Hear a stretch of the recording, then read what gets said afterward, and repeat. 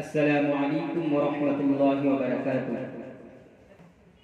الحمد لله الذي أرسل رسوله بالهدى ودين الحق ليظهره على الدين كله ولو كره الكافرون. أشهد أن لا إله إلا الله وحده لا شريك له ونحن له مسلمون، ونشهد أن سيدنا ومولانا محمدا عبده ورسوله الذي بشر به المرسلون، صلى الله عليه وعلى آله وأصحابه الذين فازوا كلهم أجمعون. أما بعد فيا أيها الناس عليكم بالسنة، فإن السنة تهدي إلى الإطاعة، ومن أطاع الله ورسوله فقد رشد واهتدى.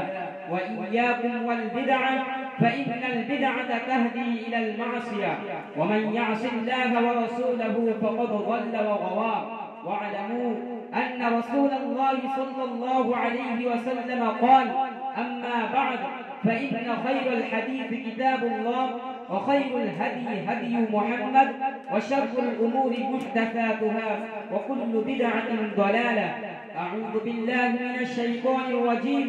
ومن يشاقق الرسول من بعد ما تبين له الهدى ويتبع غير سبيل المؤمنين نوله ما تولى ونصله جهنم وساءت مصيرا. بارك الله لنا ولكم في القرآن العظيم، ونفعنا وإياكم بالآيات والذكر الحكيم.